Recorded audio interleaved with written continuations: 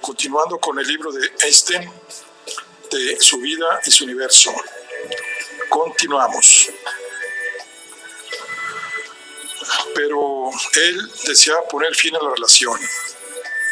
En una de sus primeras cartas, después de llegar al Politécnico de Zúrich, le sugería que se abstuviera de escribirse. Amor mío, no entiendo un solo párrafo de tu carta, le respondió ella. Me escribes diciendo que ya no quieres mantener correspondencia conmigo, pero ¿por qué no, cariño? Tienes que estar muy enfadado conmigo para escribirme con tal rudeza. Luego intentaba reírse del problema. Pero espera, que ya recibirás la correspondiente regañina cuando llegue a casa. La siguiente carta de Einstein fue todavía menos amable, y en ella se quejaba de una tetera que ella le había dado. La cuestión de que yo te enviara esa estúpida tetera no tiene por qué agradarte en absoluto mientras no puedas beber un buen té en ella, le respondió María. Deja de poner esa carta de enfado que me mira desde todos los lados y rincones del papel de la carta. Luego le decía que en la escuela donde daba clases había un niño llamado Alberto que se parecía a él. Le quiero muchísimo, añadía. Algo me pasa cuando me mira y siempre creo que eres tú quien está mirando a tu cariñito. Pero después las cartas de Einstein se interrumpieron, pese a los ruegos de María. Ella incluso llegó a escribirle a la madre de Alberto pidiéndole consejo.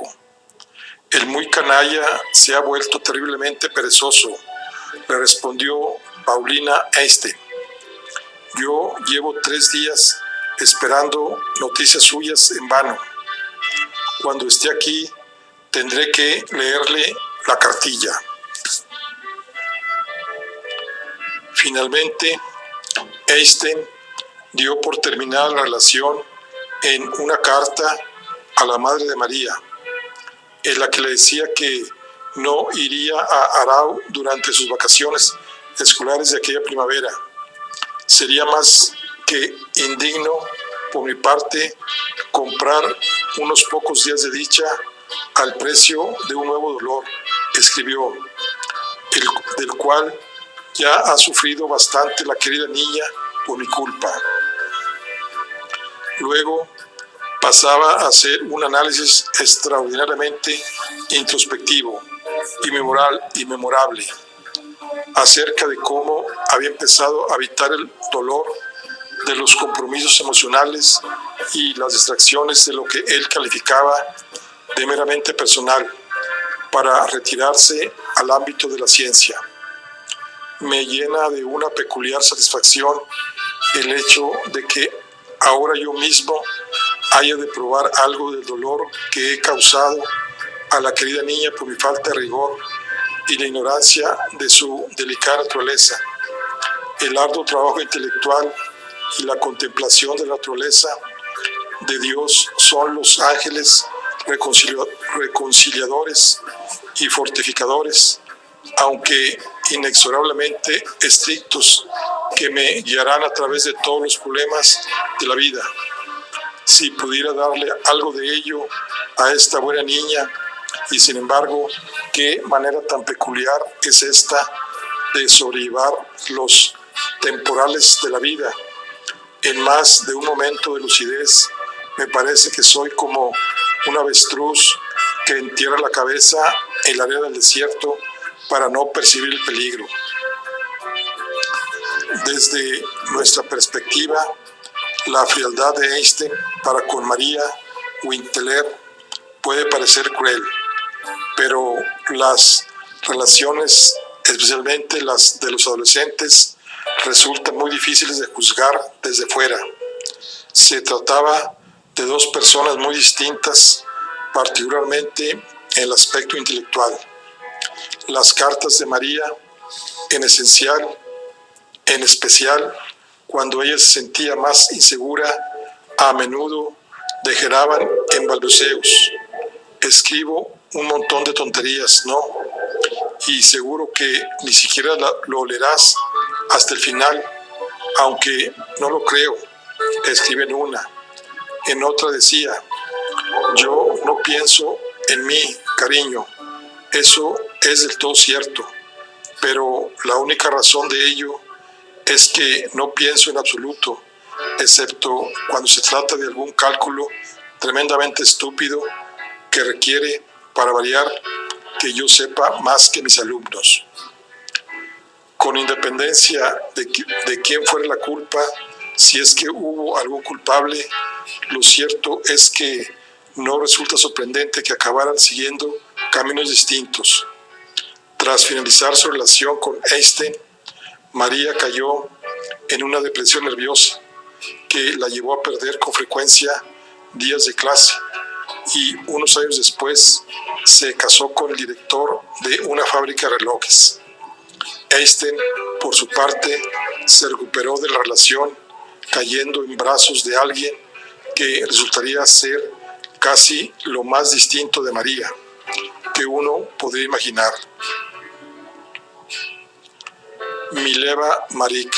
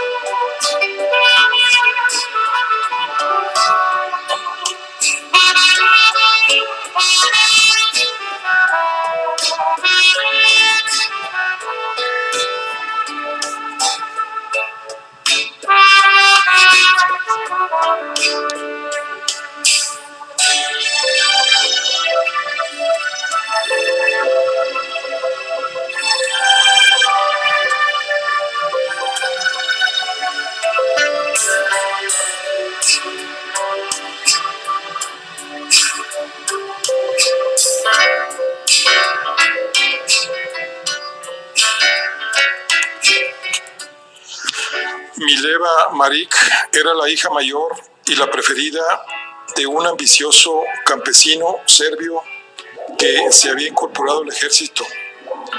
Había emparentado con una familia de modesta riqueza y luego se había dedicado a asegurarse de que su brillante hija pudiera prevalecer en el mundo masculino de las matemáticas y la física.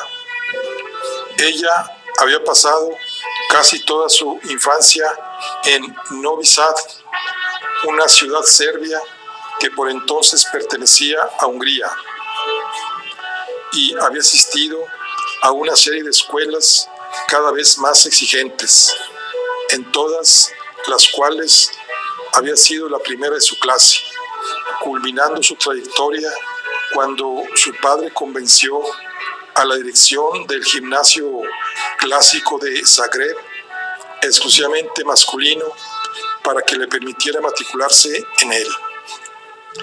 Tras la graduación, en la que obtuvo las notas más altas en física y matemáticas, se dirigió a Zúrich, donde se convirtió, justo antes de cumplir los 21 años, en la única mujer de la sección del Politécnico en la que estudiaba Einstein. Mileva, más de 3 años mayor que Alberts, afectada por una dislocación de cadera congénita que le hacía cojear y propensa a sufrir brotes de tuberculosis y depresiones, no destacaba especialmente ni por su atractivo ni por su personalidad. Muy inteligente y seria, menuda, delicada, morena, fea. Así la describía una de sus amistades femeninas en Zúrich. Sin embargo, poseía una serie de cualidades que Einstein, al menos durante sus románticos años escolares, encontraba atractivas. Una gran pasión por las matemáticas y la ciencia, una melancolía, profundidad y un alma cautivadora. Sus ojos hundidos miraban con una intensidad inquietante y su rostro mostraba un atractivo toque de melancolía. Con el tiempo se convertiría en musa, compañera, amante, esposa, bestia negra y antagonista de Einstein, creando para él un campo emocional más potente que el de cualquier otra persona en su vida, que le atraía unas veces y repelía otras con una fuerza tal que un mero científico como él jamás sería capaz de descifrar. Se conocieron cuando ambos entraron en el Politécnico en octubre de 1896, pero su relación tardó un tiempo en surgir. Durante el primer año académico no hay indicio alguno, a juzgar por sus cartas o por sus recuerdos, de que fueran algo más que compañeros de clase. En el verano de 1897 se decidieron, en cambio, ir juntos de excursión. Luego, en el otoño, asustada ante los nuevos sentimientos que estaba experimentando a causa de Einstein, Marie decidió abandonar temporalmente el Politécnico y en su lugar acudir a la Universidad de Heidelberg como oyente. La primera de las cartas a Einstein que se ha conservado, escrita unas semanas después de su traslado a Heidelberg, muestra indicios de una atracción romántica, pero también revela su confiado distanciamiento. Se dirige a Einstein con el término formal alemán Sie, que significa usted, en lugar de emplear el tú más íntimo.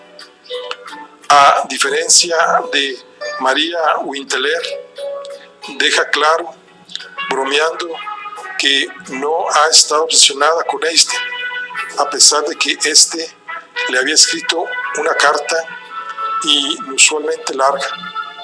Ha pasado cierto tiempo desde que recibí su carta, decía, y mi primer impulso habría sido responder de inmediato y agradecerle el esfuerzo de llenar 4 largas páginas, y le habría hablado también de la alegría que me proporcionó con el viaje que hicimos juntos. Pero usted me decía que debía escribirle algún día que estuviera aburrida. Como soy muy obediente, he esperado y esperado a que llegara el aburrimiento, pero hasta ahora mi espera ha sido en vano. Algo que distinguía aún más a Mileva Maric de Maria Winteler era la intensidad intelectual de sus cartas. En la primera se mostraba entusiasmada por las clases a las que había asistido de Philipp Lenartz, por entonces profesor agregado en Heidelberg, sobre la teoría cinética, que explica las propiedades de los gases en función de las acciones de millones de moléculas individuales. La clase de ayer del profesor Lenartz fue auténticamente genial, escribía. Ahora está hablando de la teoría cinética del calor y de los gases. Así, resulta que las moléculas de oxígeno se desplazan con una velocidad de más de 400 metros por segundo. Luego, el buen profesor calculó y calculó, y finalmente resultaba que a pesar de que las moléculas se desplazaban con esa velocidad, recorren una distancia de solo 1/100 del grosor de un cabello. La teoría cinética todavía no había sido plenamente aceptada por el estampamento científico, como tampoco lo había sido, por cierto, la existencia de los átomos y las moléculas. Y la carta de Marie indicaba que ella no tenía un conocimiento profundo del tema. Además, en todo ello había una triste ironía.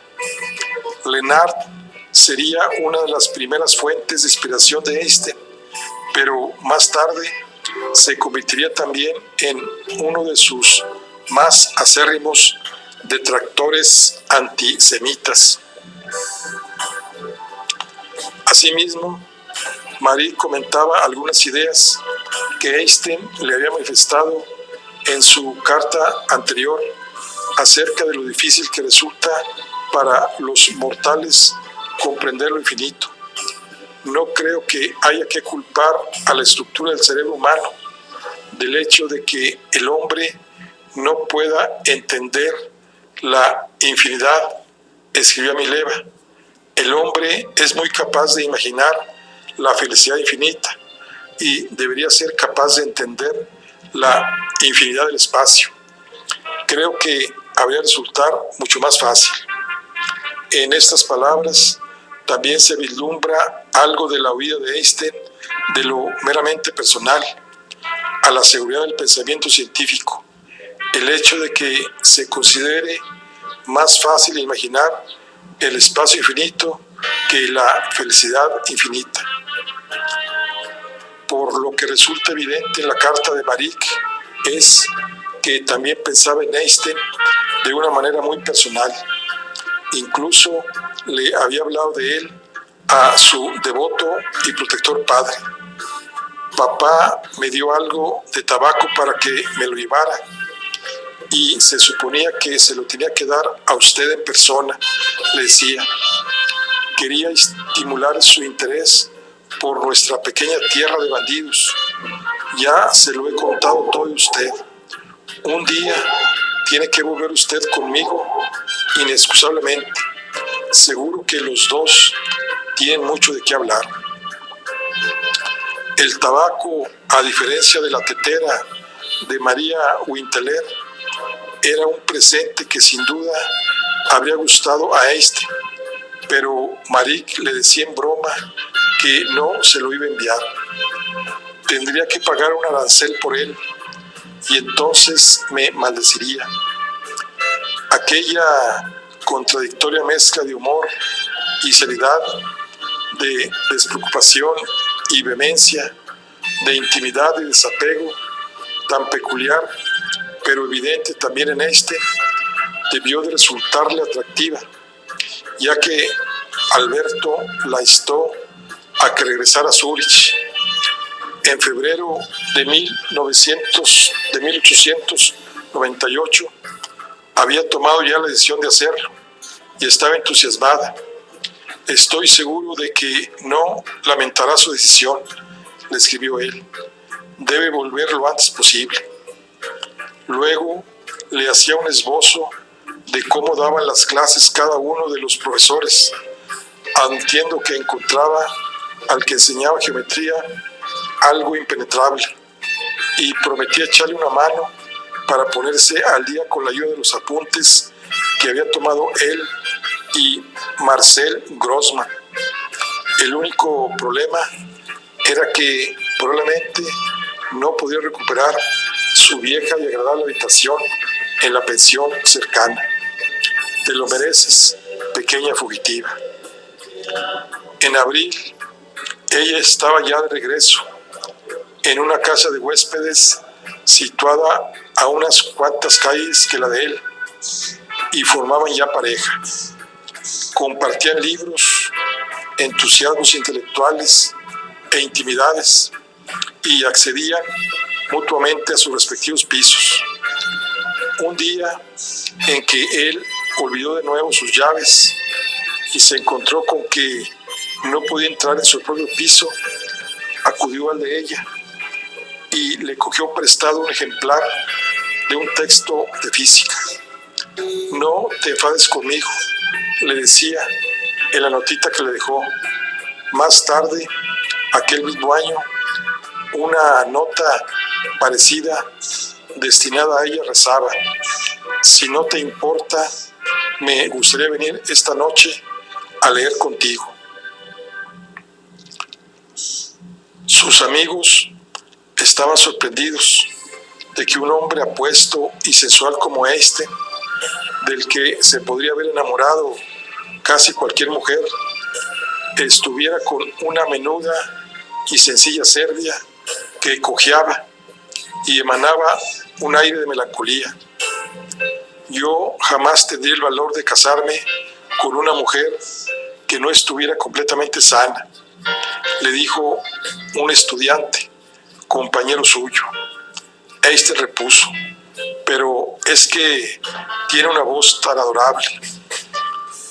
La madre de Einstein, que había sentido verdadera adoración por María Winteler, albergaba parecidas dudas sobre la oscura intelectual que había venido a reemplazarla. Su fotografía ha causado gran efecto en mi madre, escribía Einstein desde Milán, donde había ido a visitar a sus padres durante las vacaciones de primavera de 1899.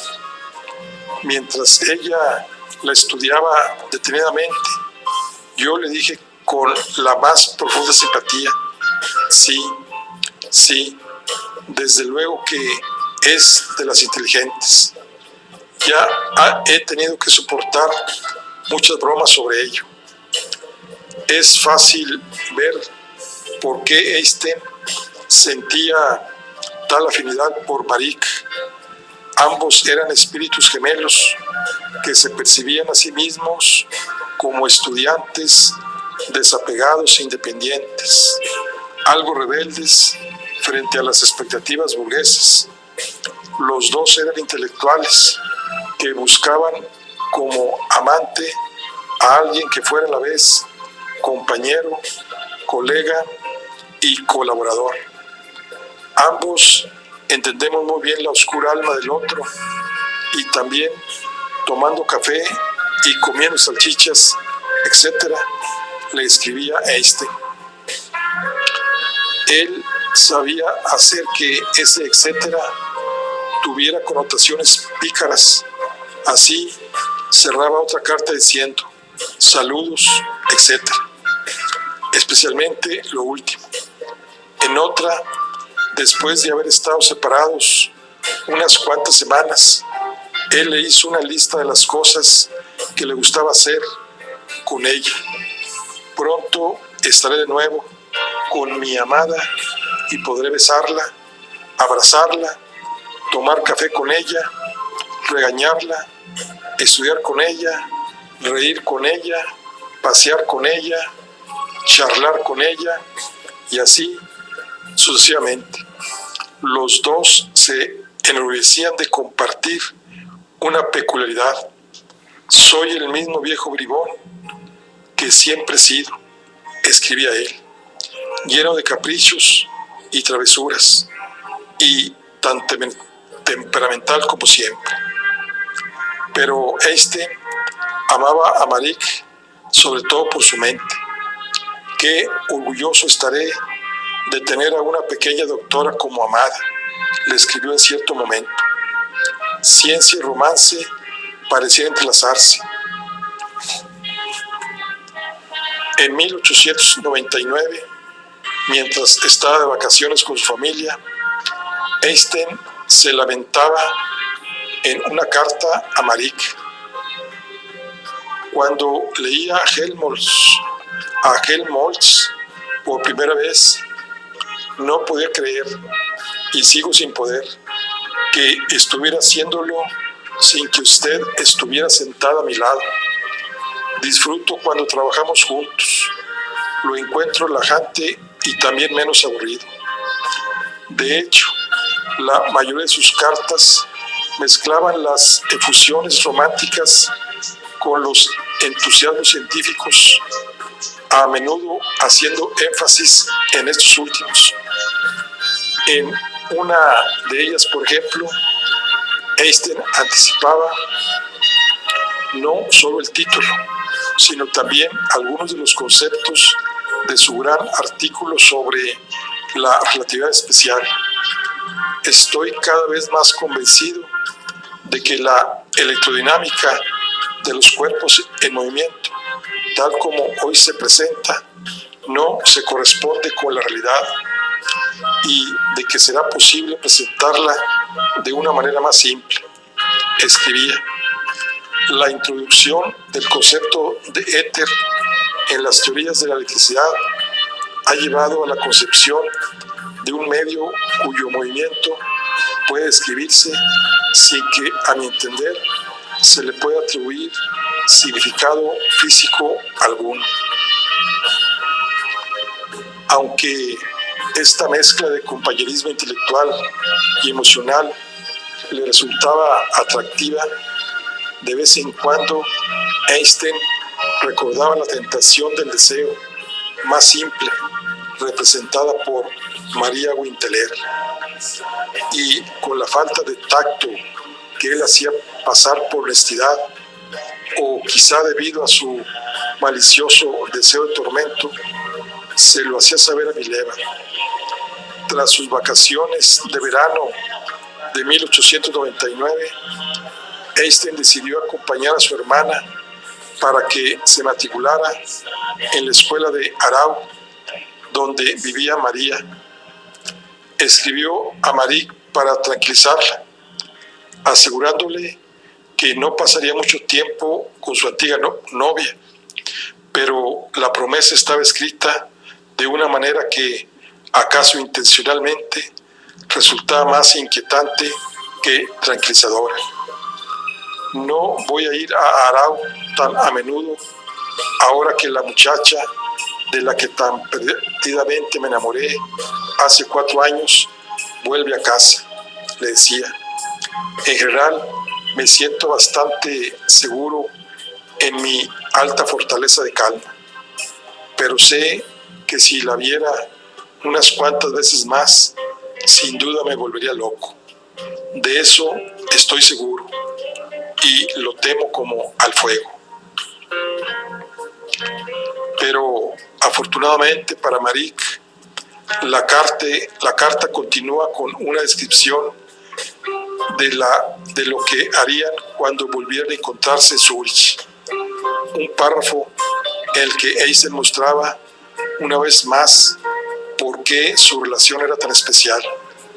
Lo primero que haremos será subir al Utiberg, decía, refiriéndose a una elevación situada en las afueras de la ciudad. Ahí podrían deleitarse desempolvando nuestros recuerdos sobre las cosas que habían hecho juntos en otras excursiones.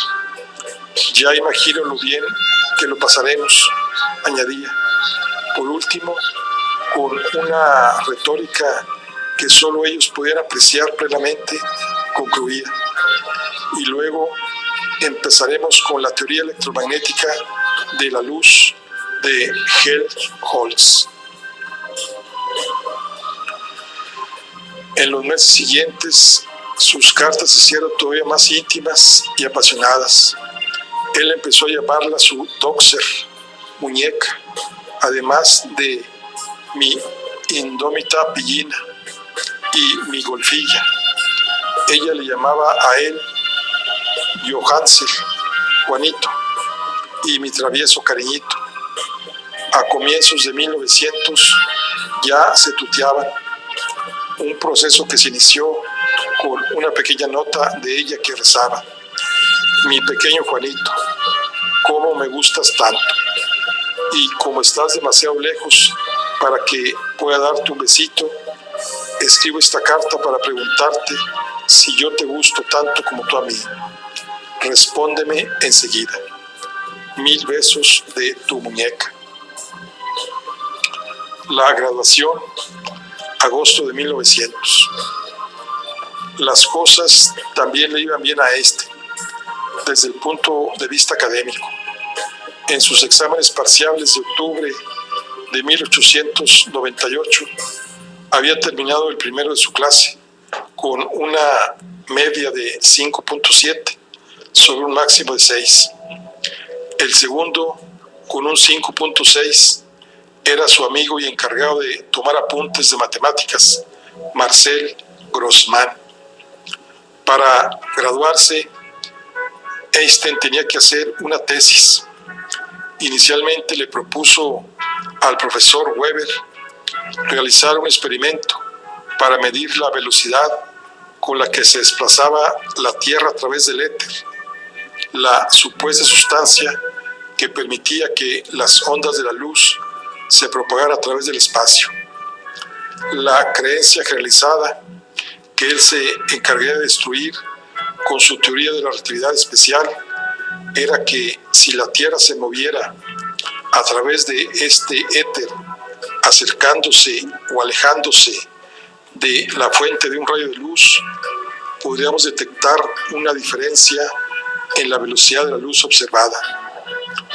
Durante su visita a Araú, hacia el final de las vacaciones de verano de 1899, Einstein trabajó sobre el tema con el rector de su antigua escuela en dicha población.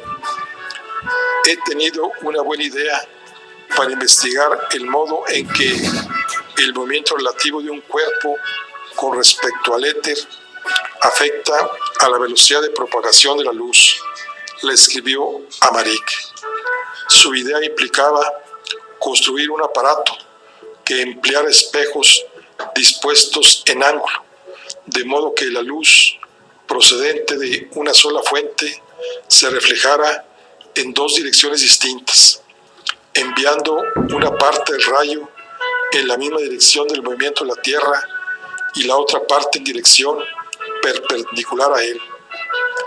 En una conferencia acerca de cómo descubrió la relatividad, Einstein recordaría que su idea era dividir un rayo de luz, reflejarlo en direcciones distintas y ver si había una diferencia de energía en función de su dirección era o no la misma que la del movimiento de la Tierra a través del éter.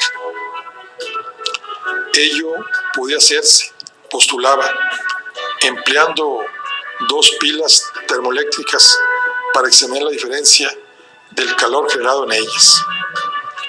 Weber rechazó la propuesta. Einstein no estaba plenamente informado de que muchos otros habían realizado ya experimentos similares, incluyendo a los estadounidenses Alberto Michelson y Eduardo Morley, y ninguno de ellos había sido capaz de detectar evidencia alguna del desconcertante éter o de que la velocidad de la luz variara en función del movimiento del observador o de la fuente luminosa. Tras discutir el tema con Weber, Einstein leyó un artículo redactado el año anterior por Wilhelm Wien, que describía brevemente 3 experimentos que se habían llevado a cabo para detectar el éter, incluyendo el de Michelson-Morley. Einstein le envió al profesor Wien su propio trabajo especulativo sobre el tema, pidiéndole que le diera su opinión. Me escribirá a través del Politécnico, le predijo Einstein a Maric. Si ves que ahí hay una carta para mí, puedes cogerla y abrirla. Sin embargo, no hay evidencia de que Wien le respondiera jamás. La siguiente propuesta de investigación de Einstein consistía en explorar la relación entre la capacidad de distintos materiales para conducir el calor y para conducir la electricidad, una relación sugerida por la teoría del electrón. Al parecer, a Weber tampoco le gustó la idea, de modo que Einstein se vio limitado, junto con Marek, a realizar un estudio meramente sobre la conducción del calor, que era una de las especialidades de Weber. Posteriormente, Einstein descartaría sus trabajos de graduación, que calificaría de carentes de interés para mí. Weber puso a Einstein y Marek las notas más bajas de todos los trabajos de su clase, 4.5 y 4, respectivamente. Grossman, en cambio, sacó un 5.5. Para más información, Weber afirmó que Einstein no había escrito su trabajo siguiendo las pautas adecuadas y le obligó a redactarlo de nuevo íntegramente. Pese a la baja puntuación obtenida en su trabajo, Einstein logró salir con un promedio de 4.9 en las notas finales, quedando el cuarto de una clase de 5. Aunque la historia refuta el delicioso mito de que Einstein suspendía las matemáticas en la escuela secundaria, al menos se ofrece como consuelo la curiosidad de que se graduara quedando casi el último de su clase. Pero al menos él se graduó. Su media de 4.9 le permitió obtener su diploma, aunque fuera por los pelos, lo que hizo oficialmente en julio de 1900. Mileva Marek, en cambio, sacó solo una media de 4.0, con mucho la más baja de su clase, y no se le permitió graduarse. Decidió pues que lo volvería a intentar al año siguiente. No resulta sorprendente que los años de Einstein en el Politécnico estuvieran marcados por el orgullo de considerarse un inconformista. Su espíritu de independencia se reafirmó un día en clase, cuando el profesor mencionó una suave medida disciplinaria que acababan de tomar las autoridades escolares. Recordaría un compañero de clase: Einstein protestó. El requisito fundamental de la educación, consideraba, era la necesidad de libertad intelectual. Durante toda su vida, Einstein hablaría con afecto del Politécnico de Zúrich, pero también señalaría que no le gustaba la disciplina inherente al sistema de exámenes. El obstáculo aquí era, obviamente, que uno tenía que meterse todo eso en la cabeza para los exámenes, le gustara o no, decía. Esa coacción tuvo un efecto disuasorio, tal que una vez hube superado los exámenes finales, cualquier consideración sobre problemas científicos me resultó desagradable durante un año entero. En realidad, aquello no era ni posible ni cierto. Einstein se curó en unas cuantas semanas y acabó llevándose unos cuantos libros de ciencia, incluyendo textos de Gustavo Kirchhoff y Ludwig Boltzmann, cuando se unió a su madre y a su hermana, bien entrado el mes de julio, para pasar las vacaciones de verano en los Alpes suizos. He estado estudiando mucho, le escribió a Marek, sobre todo la célebre investigación de Kirchhoff sobre el movimiento del cuerpo rígido. Admitía que su resentimiento contra los exámenes se había disipado ya. Mis nervios se han calmado bastante, de modo que felizmente ya puedo volver a trabajar, le decía. ¿Y los tuyos cómo están? Capítulo 4. Los amantes. 1900-1904. me quita la vida antes que a ti. Vacaciones de verano de 1900.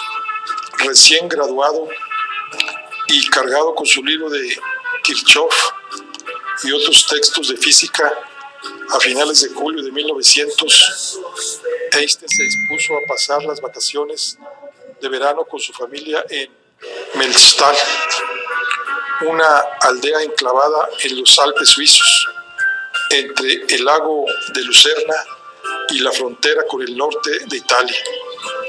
Le acompañaba también su terrible tía, Julia Koch. Fueron recibidos en la estación de tren por la madre y la hermana de Einstein, que le cubrió de besos, y luego se amontonaron todos en un carruaje para ascender a lo alto de la montaña. Cuando se acercaba al hotel, Einstein y su hermana se bajaron para seguir andando.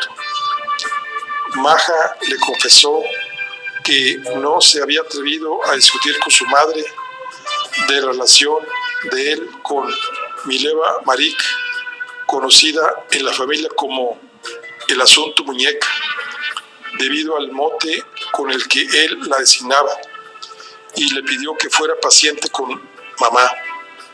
Sin embargo, no iba con la naturaleza de Alberto mantener mi bocota cerrada, como más tarde le diría él mismo en una carta a Maric, relatándole la escena tal como tampoco lo estaba, proteger los sentimientos de Mileva, ahorrándole todos los detalles dramáticos de lo que sucedería a continuación. Einstein fue a la habitación de su madre y ésta, tras escuchar cómo le había ido sus exámenes, le preguntó: ¿y qué va a hacer ahora de tu muñeca? Va a ser mi esposa, le respondió Alberto, tratando de afectar la misma indiferencia que acababa de emplear su madre al formular la pregunta. Einstein recordaría que su madre se echó en la cama, enterró la cabeza bajo la almohada y se puso a llorar como una niña. Finalmente, logró recuperar la compostura y pasó al ataque. Estás arruinando tu futuro y destruyendo tus oportunidades, le dijo. Ninguna familia decente la querrá. Si se queda embarazada, te meterás en un buen lío. En ese momento fue a Einstein a quien le llegó el turno de perder la compostura. Negué vehemente que hubiéramos estado viviendo en pecado, le explicaría a Maric, y la reñí con rotundidad.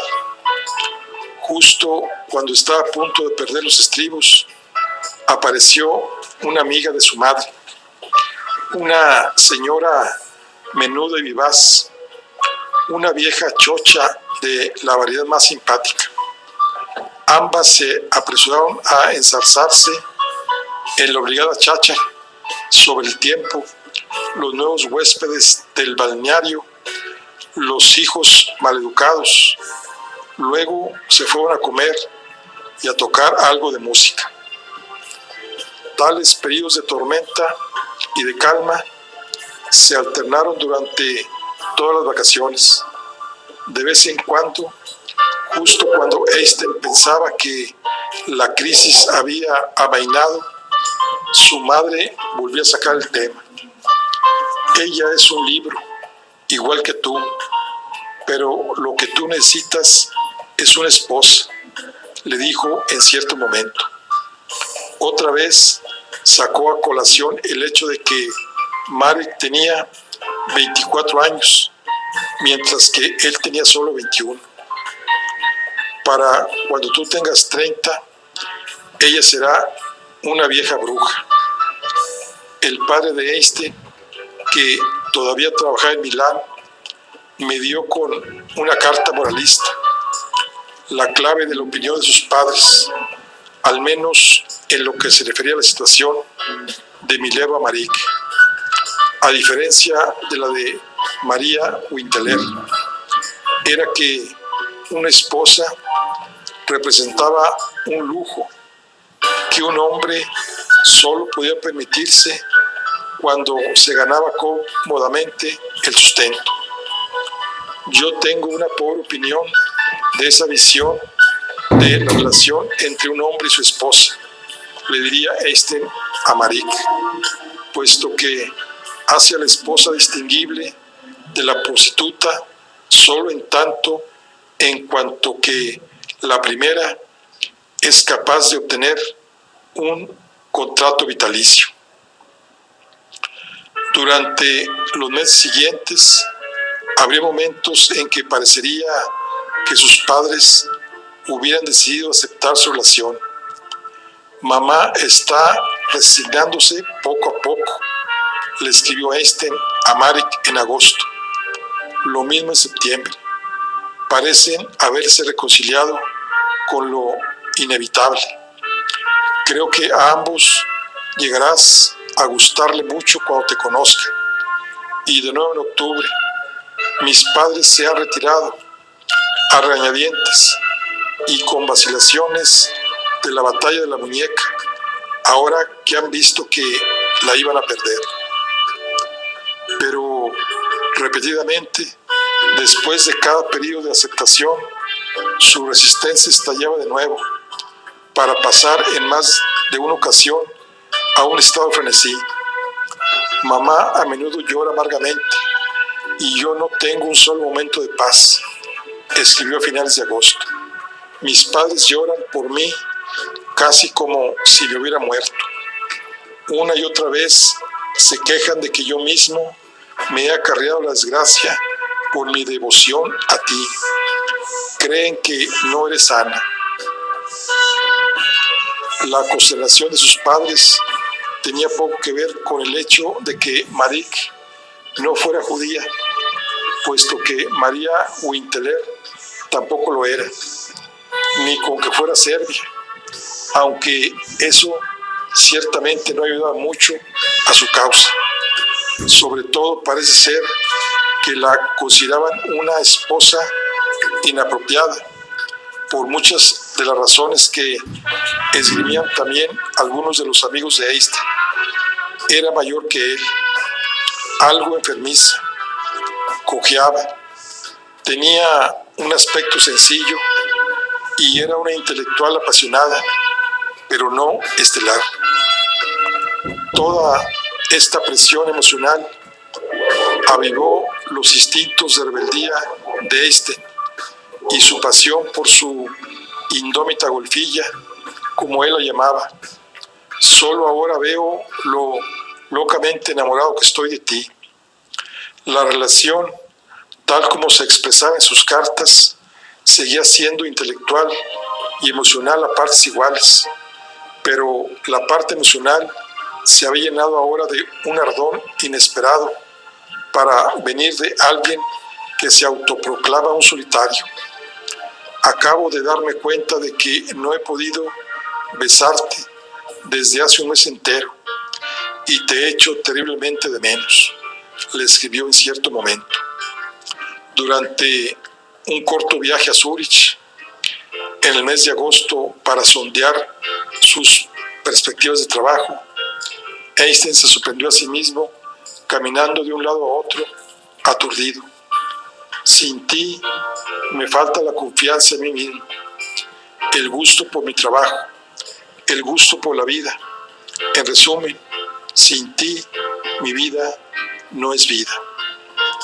Incluso probó a escribirle un poema que empezaba diciendo: pobre de mí, ese Juanito, tan loco de deseo cuando piensa en su muñeca, su almohada estalla en llamas. Su pasión, no obstante, era una pasión elevada, al menos en la mente de ambos. Con el solitario elitismo de los jóvenes habituales de los cafés alemanes que habían leído la filosofía de Schopenhauer más de lo que aconsejaba la prudencia, ambos expresaban desenfadadamente la distinción mística entre sus propios espíritus enardecidos y los más básicos instintos e impulsos de las masas. En el caso de mis padres, como en el de la mayoría de la gente, los sentidos ejercen un control directo sobre sus emociones. Le escribiría él a ella en medio de las guerras familiares de agosto. Con nosotros, gracias a las afortunadas circunstancias en las que vivimos, el disfrute de la vida se ve ampliamente ensanchado.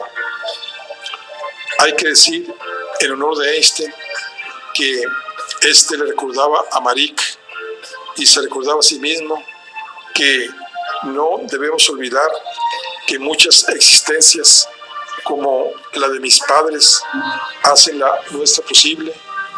Habían sido los instintos honestos y sencillos de personas como sus progenitores los que habían asegurado el progreso de la civilización. Así pues, trato de proteger a mis padres sin comprometer lo que es importante para mí, es decir, tu cariño mío. En un intento de agradar a su madre, se convirtió en un hijo encantador en su gran hotel de Melchal. Encontraba excesivas las interminables comidas y a los clientes demasiado arreglados, además de indolentes y consentidos. Pero tocaba diligentemente su violín para las amigas de su madre, se mostraba un educado conversador y afectaba un talento alegre. Y eso funcionó. Mi popularidad entre los huéspedes y mis éxitos musicales actúan como un bálsamo en el corazón de mi madre. En cuanto a su padre, decidió que el mejor modo de apaciguarle, además de aliviar algo de la carga emocional generada por su relación con Marik, era ir a verle a Milán, visitar algunas de sus nuevas plantas eléctricas e interesarse por la empresa familiar para poder ocupar el puesto de papá en caso de emergencia. Hermann Einstein pareció tan encantado que prometió llevar a su hijo a Venecia después de la visita de inspección. El sábado parto hacia Italia a fin de participar en los santos sacramentos administrados por mi padre. Pero el valiente Suavo nada teme. La visita de Einstein a su padre fue en general bien. Como hijo atento, por más que distante, se había preocupado sobremanera en cada crisis financiera familiar, quizá incluso más que su propio padre.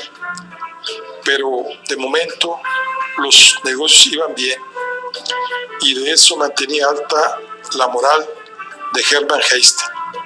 Mi padre es un hombre completamente distinto ahora que ya no tiene preocupaciones financieras, le escribió Einstein a Marik.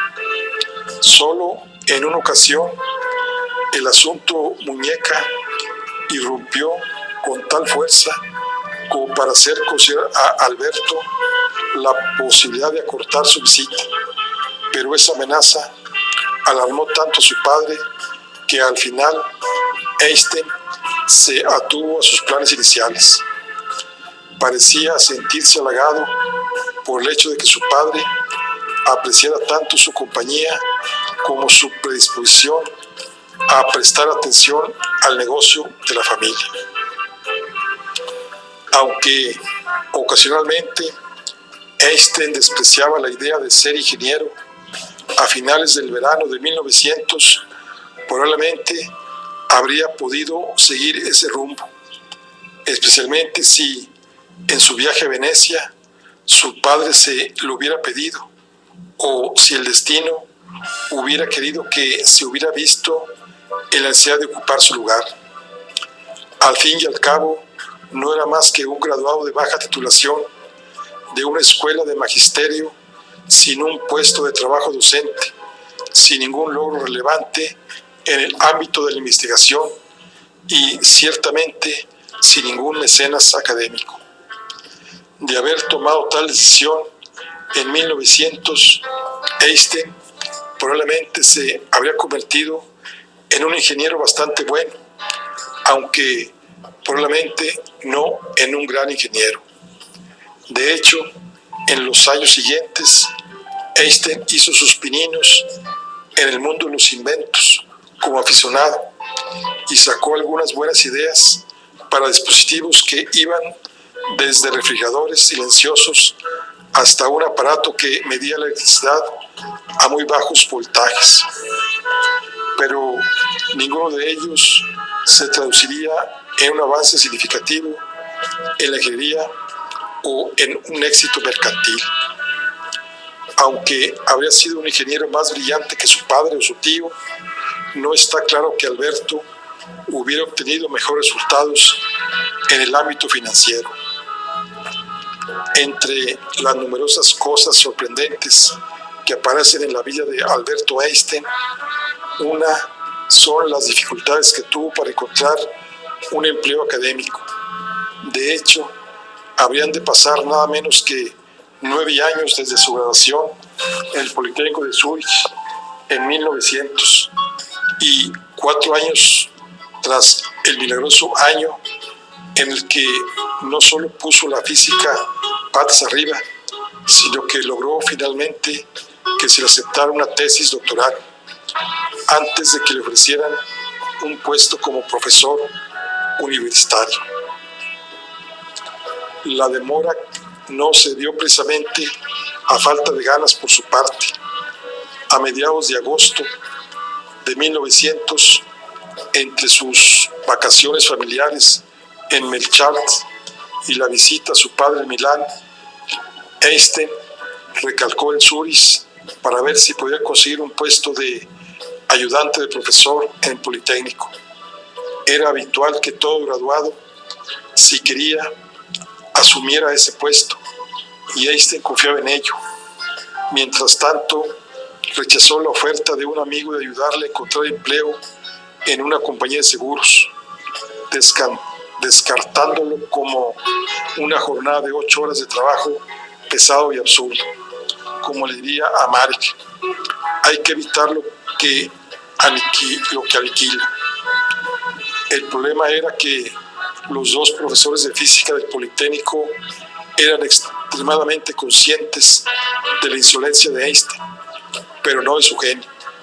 No había ni qué pensar en obtener un puesto con el profesor Pernet, que le había molestado, y en cuanto al profesor Weber, este había desarrollado tal alergia a Einstein que cuando se encontró con que no había otros graduados del Departamento de Física y Matemáticas disponibles para el puesto de ayudante, prefirió contratar a 2 alumnos de la sección de ingeniería. Esto dejaba como única posibilidad al profesor de matemáticas Adolfo Hurwitz, cuando uno de los ayudantes de este encontró trabajo como maestro secundario. Einstein le dijo exultante a Marek: eso significa que yo me convertiré en el sirviente de Hurwitz, Dios mediante. Por desgracia, Alberto se había saltado la mayoría de las clases de Hurwitz, un desaire que aparentemente el profesor no había olvidado. Bueno, aquí concluimos la charla de hoy. Nos vemos en la siguiente. Hasta luego.